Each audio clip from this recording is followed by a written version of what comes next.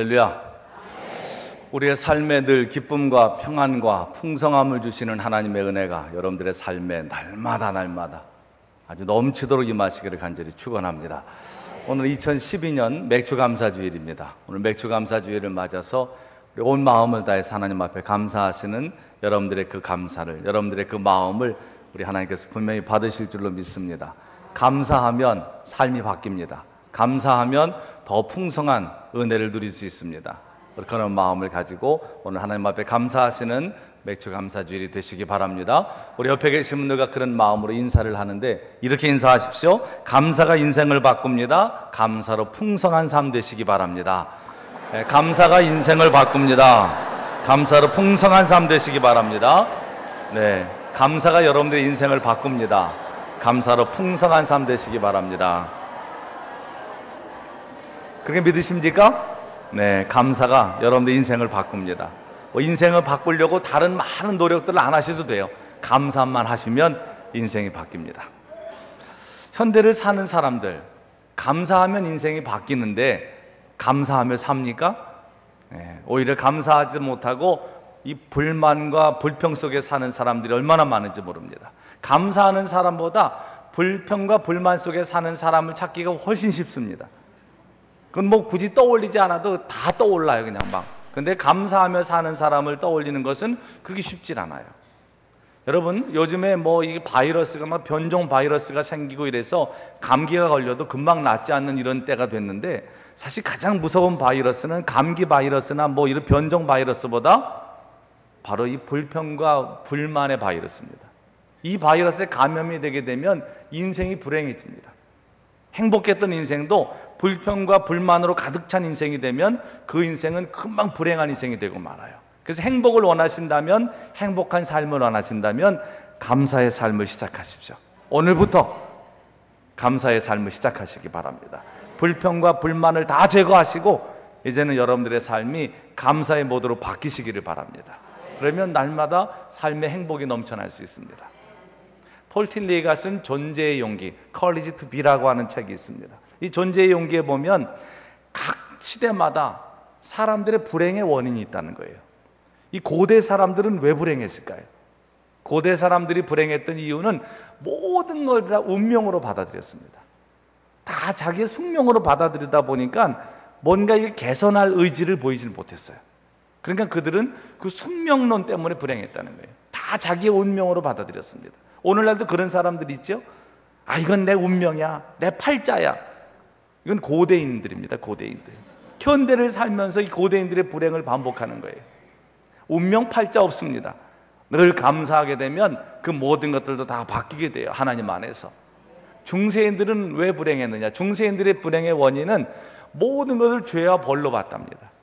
뭔 일만 있으면 그들은 야, 하나님이 우리를 징계하신 거야. 이건 하나님의 형벌이야. 하나님을 무서운 하나님으로 인식한 거예요. 중세시대에는. 중세시대의 그 암흑기 여러분 아시죠?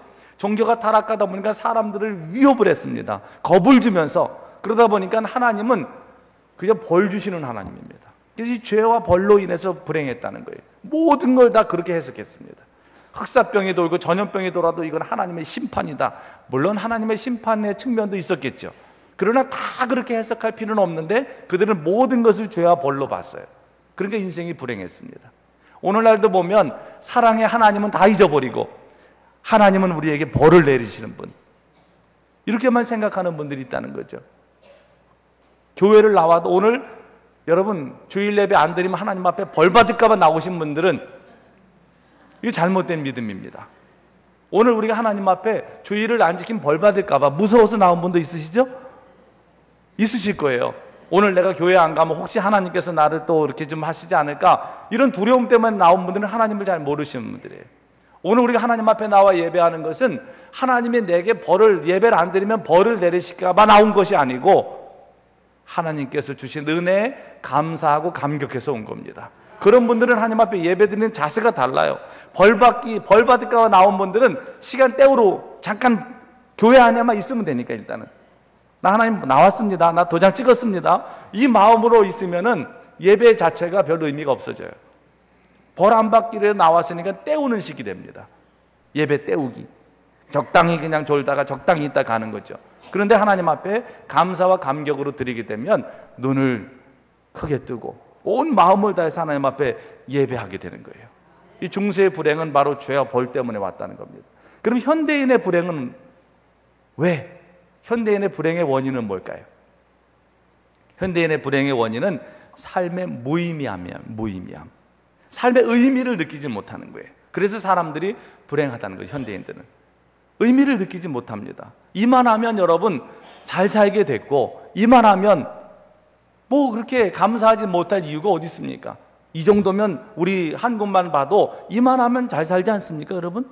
이만하면 우리의 삶이 감사로 매일 노래해도 될 만한 삶 아닙니까? 그런데 사람들은 그렇지 못하다는 거예요. 이 세계인들을 봐도 한국 사람들뿐만 아니라 이 현대인들의 삶이 그렇다는 거죠. 자신의 삶에 행복함을 고백하지 못한다는 거예요. 대한민국의 행복지수는 굉장히 낮습니다. 이 행복지수를 조사해 보면 대체적으로 행복지수가 높은 나라들은 어떤 나라들입니까? 잘 사는 나라들이 아니에요. 오히려 가난하고 우리가 볼 때는 저 사람들 저러고 어떻게 살지 싶은 사람들이 행복하대요. 그런데 여러분 왜 그렇게 됐을까? 왜 잘 사는 나라들, 이런 나라들은 스스로 행복함을 느끼지 못할까요? 바로 삶의 무의미함을 느끼기 때문이고, 또 끊임없는 인간의 욕심 때문입니다. 아주 끝이 보이지 않는 인간의 욕심. 여러분, 사람이 거룩한 불만을 가지고 거룩한 욕심을 갖고 뭔가 이렇게 그런 마음을 갖게 되면 현실에 안주하지 않고 발전하는 것은 분명히 사실입니다. 그러나 발전하는 그 이면에 또 감사할 줄 모르고 매일 삶에 불만족이 있게 되면 삶의 행복이 상실됩니다. 그러니까 발전하는 측면도 있지만요, 그 반면에 잃어버리는 손해나는 부분도 너무 많다는 거예요. 그러니까 뭔가 끊임없는 새로운 것에 대한 도전, 새로운 것에 대한 갈망 좋습니다. 그런데 그것이 내 현재적인 삶에 대한 감사를 잃어버리는 것이 되면 안 된다는 거예요. 내 현재의 삶에 감사하면서 또 미래에 주신 하나님의 은혜를 기대하는 것이, 그게 온전한 그리스도인들의 삶이라고 하는 겁니다. 그런데 현대인들의 불행은 오늘날의 삶에 감사하지 못하는 겁니다. 더 나은 삶에 대한 갈망, 이것이 분명히 문명을 발전시킨 것은 사실이지만 그 안에서 행복을 느끼지 못한다는 거예요. 오히려 불행하다고 느낀다는 겁니다. 진짜 지혜로운 사람은 지금의 행복을 머무르게 하는 사람입니다. 지금 내가 누리는 것을 머무르게 하는 사람들이에요. 새로운 것을 추구하는 것도 물론 좋습니다. 그러나 지금 내가 가지고 있는 것, 내가 누리는, 내가 지금 현재 내 삶에 주어진 것에 대해서 만족하고 감사하는 사람들이 앞으로 미래에도 더 풍성한 것을 누릴 수 있습니다. 여러분은 여러분들의 가정의 삶에 대해서 만족하십니까? 요거밖에 만족을 못하고 어떻게 사시는 거예요 지금? 가정의 삶에 만족을 못해요. 난 내 가정이 불만이야. 내 가정이 불만이야. 여러분, 새로운 가정을 이루면 행복할까요? 내 가정 불만이 많아요. 아내도 마음에 안 들고, 아내는 또 남편도 마음에 안 들고, 좋아서 만났는데도 왜 그러는지 몰라. 다 마음에 안 들어. 시어머니도 마음에 안 들고, 며느리도 마음에 안 들고, 거기다 또 애들은 부모도 마음에 안 들고, 부모는 또 자식들도 마음에 안 들고, 이 국가가 인정한 정신병자 같은 이 사춘기를 보내는 아이들을 보면 이게 도대체 이게 내 자식인가 싶은 마음도 드시는 거고. 근데 여러분, 그렇다고 그래서 가정을 바꾼다고 생각해 보십시오. 행복할까요? 아닙니다, 여러분. 아니에요. 바꿔서 행복해지는 경우는 별로 없습니다.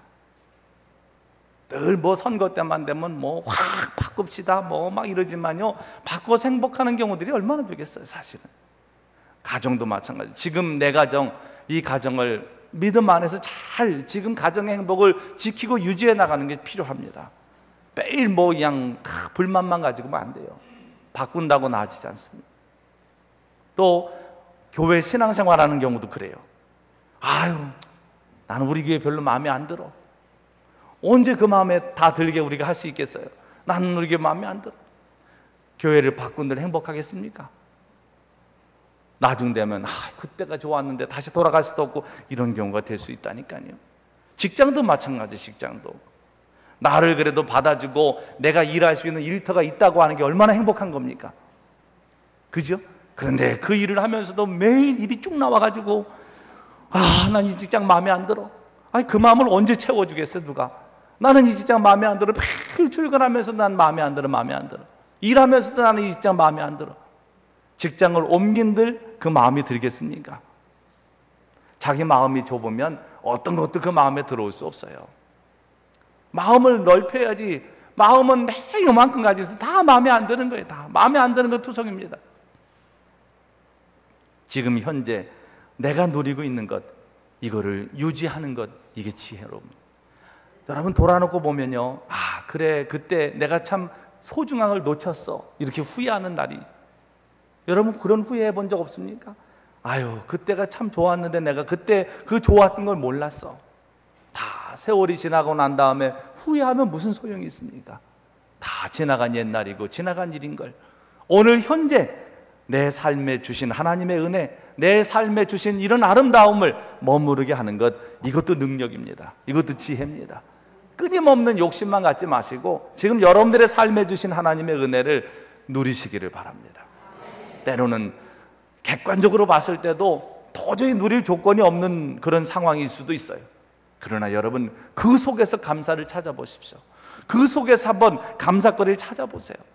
그러면 감사가 발견되어질 겁니다. 매튜엔이라고 하는 유명한 성경 주석가가 했던 그런 3가지 감사가 있어요. 자기가 매일 다니던 그런 길목에서 강도를 만났습니다. 다 모든 걸 빼앗겼어요.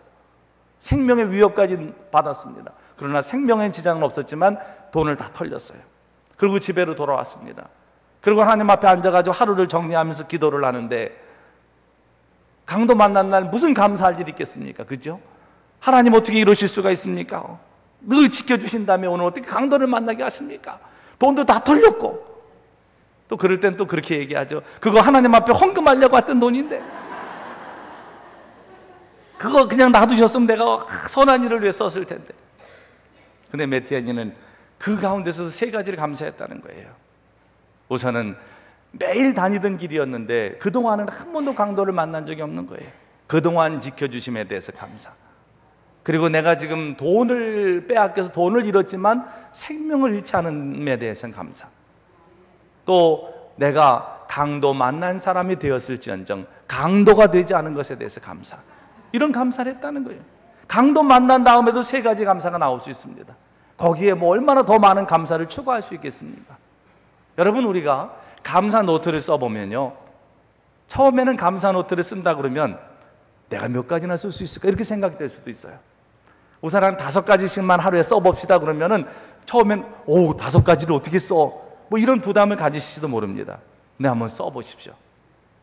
5가지가 아니라 하루 종일 여러분들의 삶에 대해서 이 저녁에 감사 노트를, 감사 일기를 쓰다 보면요, 아마 5가지는 훨씬 쉽게 넘어가고 10가지, 20가지 그 이상을 쓸 수도 있을 거예요.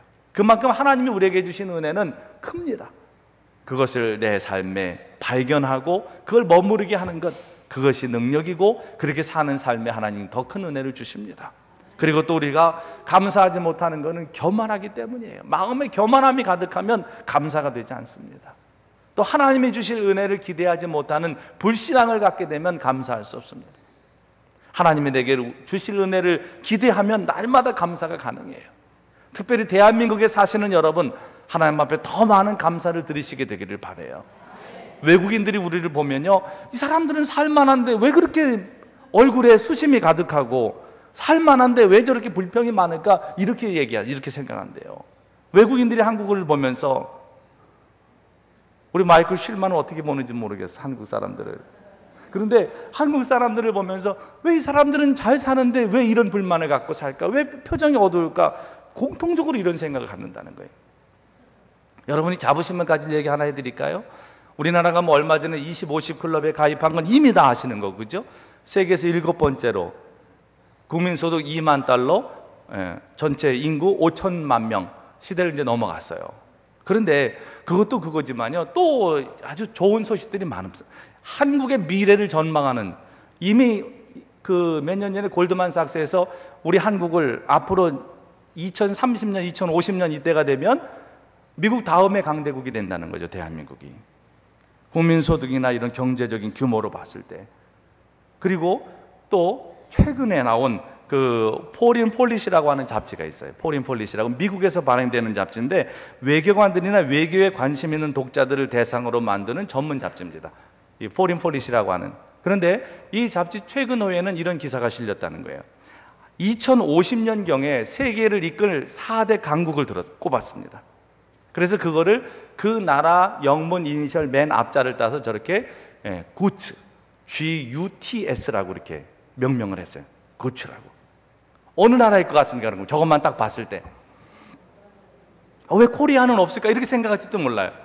G는 어디겠어요? G는 저머니입니다. 저머니. 지금 유럽 경제의 가장 중심은 독일입니다. 독일. 아주 강국이고 부국이죠. 앞으로 2050년이 됐을 때 이 독일이 4대 강국에 지금도 뭐 강국이지만 그때도 역시 저머니. 그다음에 U는 어디겠습니까? 뭐 저건 뻔한 거죠. 뭐. 예, USA. 예. 그다음에 T는 어디겠어요? 예, T는 진건이 일부 예배 드렸구나. 터키입니다. 터키. 예, T는 터키예요. 저는 저 터키가 의외였어요. 터키가. 그래도 독일이나 미국은 우리가 그래도 납득이 되는데 터키가 들어간다고 하는 게 전 한번 제가 나중에 한번 자세한 좀 내용을 봐야 될 것 같아요. 왜 터키가 들어갔을까? 그리고 S는 어딜까? 그러면 S. 이게 사우스 코리아입니다. 전 요게 좀 관심이 많은 거예요. 사우스 코리아입니다. 사우스 코리아. 골드만삭스에서 예견한 거는요. 이건 투자은행이기 때문에 걔들은 정확한 진단을 합니다. 그런데 통일되는 한국을 염두에 둔 거예요, 사실은. 골드만삭스에서는. 그런데 이 폴린 폴리시라고 하는 잡지에서는 사우스 코리아입니다.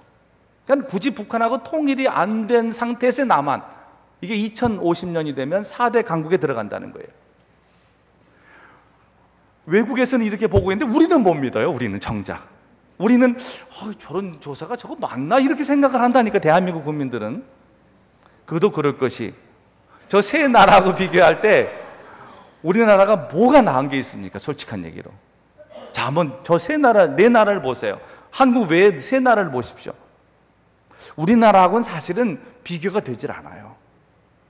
그렇지 않습니까?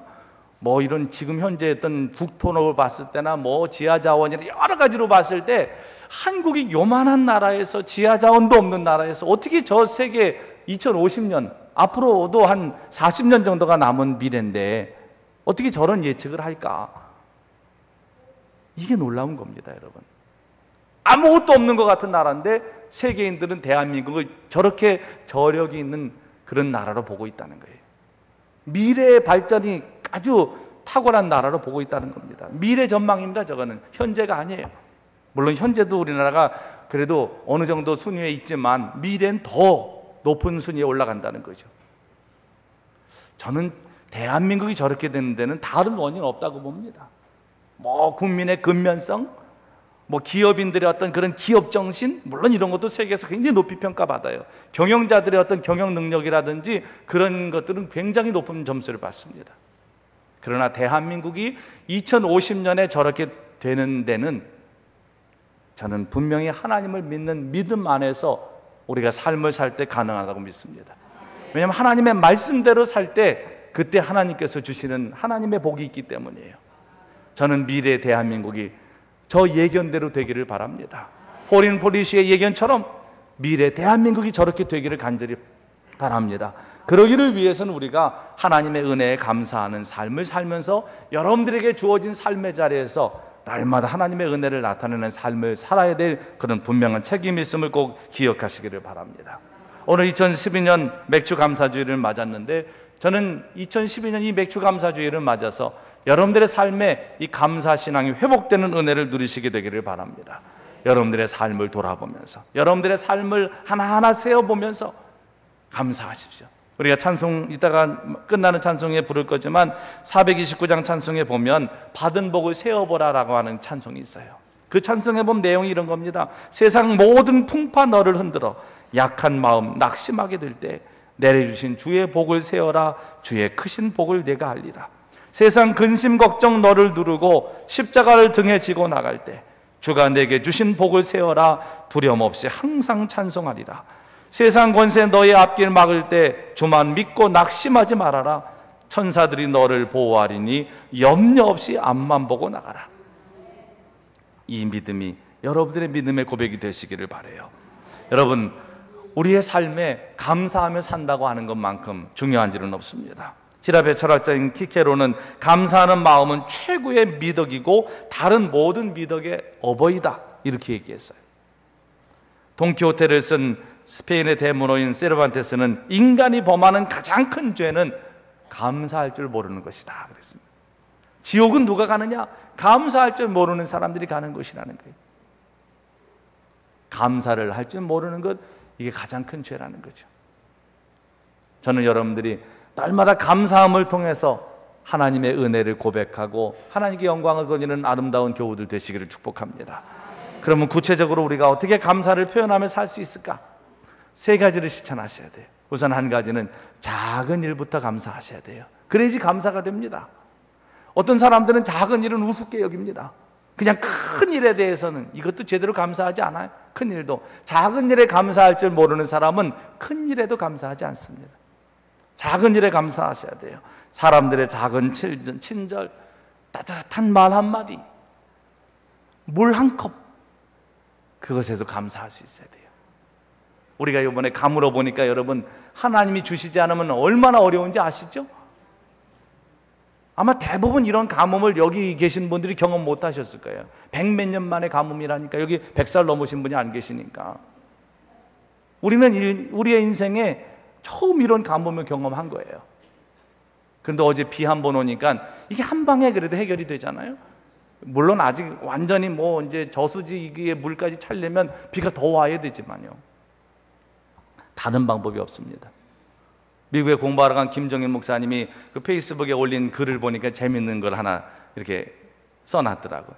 어떤 초등학교 꼬마아이가 이제 학교에서 시험 문제가 나온 거예요. 극심한 이런 가뭄, 이제 비가 안 오는 이 가뭄을 해결하기 위해서 우리가 실천해야 될 일은 무엇일까요? 한 가지만 쓰세요. 이런 내용입니다. 이 꼬마가 뭐라고 답을 했는지 아세요? 하나님께 기도한다, 이렇게 썼어요. 하나님 앞에 기도한다. 그 선생님이 걔 그 답을 정답으로 동그라미 쳐줬을지는 잘 모르겠어요. 근데 그 꼬마는 정답을 얘기한 겁니다. 자기 마음에는 하나님께 기도한다. 그것만큼 가뭄을 해결할 수 있는 더 중요한 답은 어디 있겠어요? 물론 학교에서 원하는 답은 뭐 물을 아껴 쓴다라든지 뭐 이런 거겠죠. 그러나 그 꼬마 아이의 마음엔 하나님께 기도한다예요. 그건 신앙적인 정답일 뿐만 아니라 진짜 정답이죠. 학교에서 원하는 답은 아닐지라도 우리 정한라 성도님 같았으면 이럴 때 점수를 어떻게 줬을지 모르겠어요. 그런 답안을 받았을 때는. 저 같으면 당연히 동그라미 줬을 것 같은데 종교 편향이라고 볼 테니까 어려울 테고. 근데 어쨌든 이게 정답 아니겠습니까? 하나님이 주시지 않으면, 하나님이 부어주시지 않으면 인간의 노력 아무 소용없습니다, 여러분.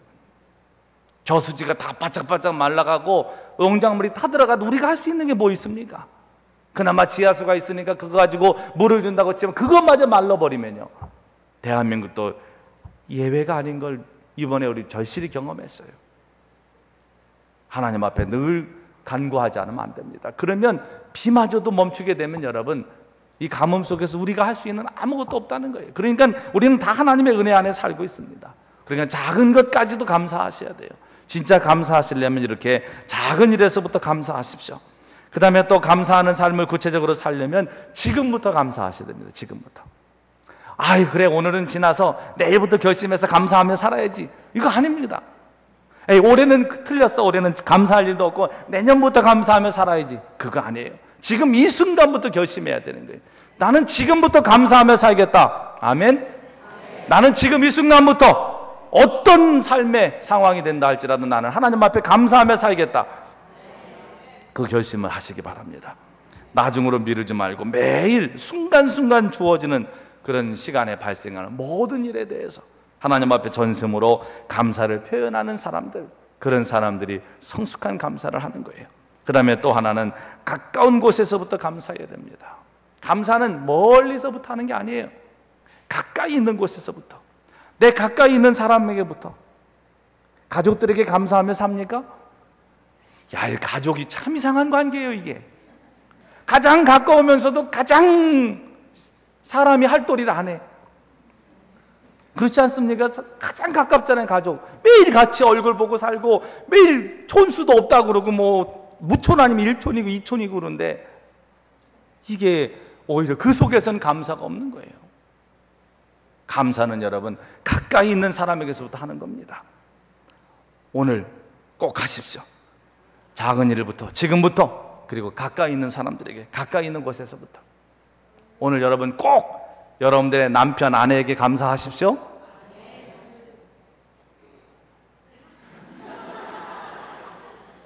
그러고 계시면 안 돼. 오늘 꼭 하십시오. 또 자녀들에게 감사를 고백하십시오. 나는 네가 내 자녀에게 너무 감사하다. 사춘기 때문에 보기 싫더라도 여러분, 부모는 그 고백을 자꾸 아이들한테 해야 되는 거죠. 또 교회 안에서 교우들끼리도 하십시오. 착한 교회에 이렇게 다니게 된 게 너무 감사하다.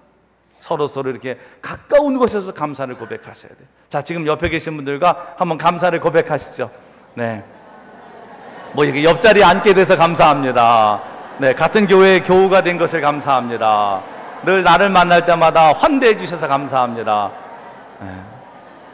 참 감사할 일 많아요. 가까이 있는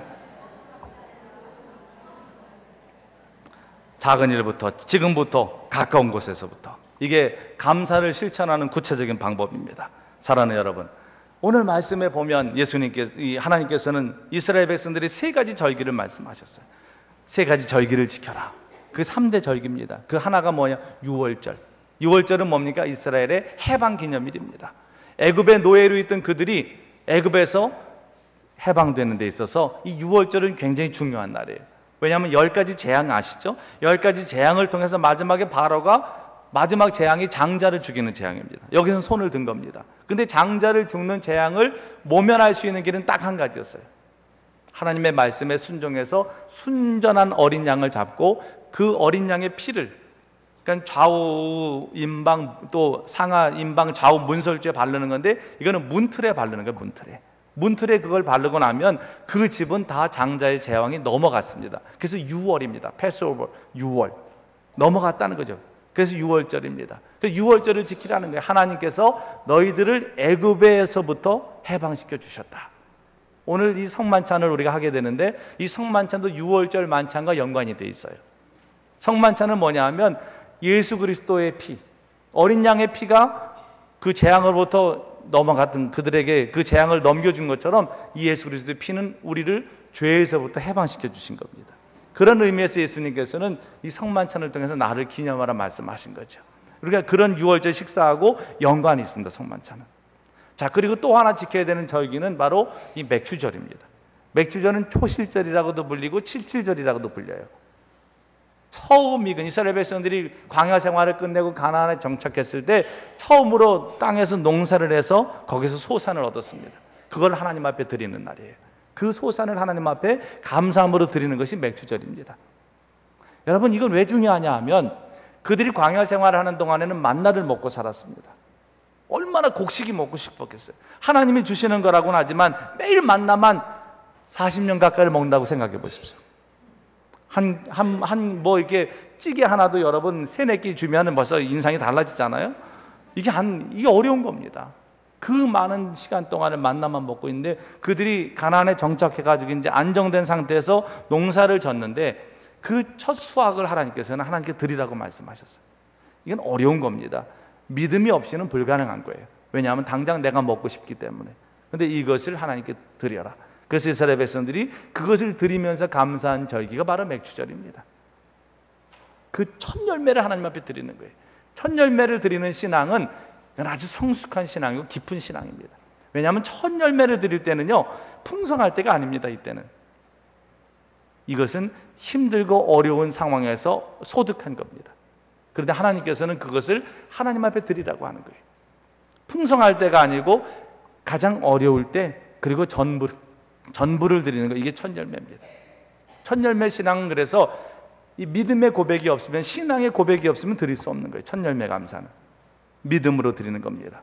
그러면서 우리가 첫 열매 감사를 드리면서 고백하는 고백은 어떤 고백이냐 하면 2가지 고백을 하는 겁니다. 하나는 내 삶의 모든 것은 하나님이 주신 것입니다. 그리고 또 하나의 고백은 앞으로도 하나님께서 내 삶에 계속해서 좋은 열매를 주실 것을 믿습니다. 이것을 고백하는 거예요.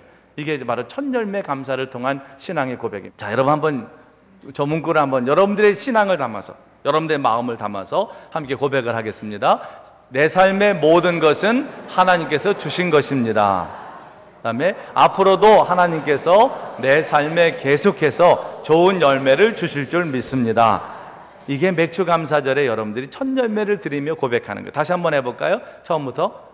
내 삶의 모든 것은 하나님께서 주신 것입니다. 앞으로도 하나님께서 내 삶에 계속해서 좋은 열매를 주실 줄 믿습니다. 아멘, 아멘. 이 마음을 가지고 드리는 거예요. 그리고 난 다음에 수장절이라 그래서 또 하나 지켜야 될 절기는 추수감사절입니다. 그때는 모든 수확을 다 마치고 난 다음에 하나님 앞에 드리는 감사절인 거예요. 그러니까 이 맥주감사절은 추수의 시작에 드리는 겁니다. 추수의 시작에. 그리고 추수감사절은 추수를 마칠 때 드리는 거예요. 그러니까 추수의 시작에 드리는 맥주감사는 그래서 신앙의 고백이 없이는 불가능한 거예요. 얼마 없는 상태에서 드리는 거니까. 여러분, 하루의 시작을 여러분 어떻게 하십니까? 하루를 감사로 시작하는 사람은 이 첫 열매 감사의 신앙 고백이 있는 분들이에요. 하루의 첫 시작도 감사로 해야 됩니다. 하나님, 내게 오늘 하루를 주신 것을 감사합니다. 내 삶에 일하실 하나님의 은혜를 감사합니다. 내 삶에 주실 열매를 기대합니다. 이러면서 하루를 사는 거예요. 그게 바로 이 맥주감사절 신앙을 가진 성도들의 삶입니다. 오늘 2012년 맥주감사주의를 보내며 저는 여러분들에게 날마다 이 아름다운 신앙 고백이 드려지는 복이 있게 되시기를 바랍니다. 내 삶의 모든 것은 하나님이 주신 것입니다. 앞으로도 하나님께서 내 삶에 계속해서 좋은 열매를 주실 줄 믿습니다.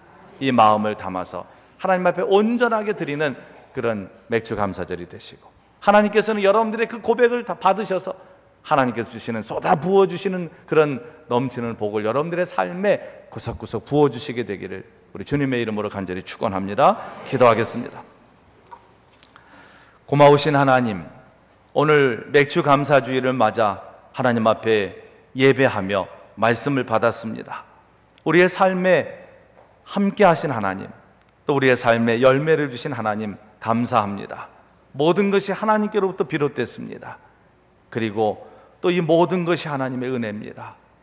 우리가 온 마음을 담아서 우리의 신앙을 담아 고백하며 드리는 이 맥주감사주일에 우리의 이 마음을 주께서 기쁘게 받아 주옵소서.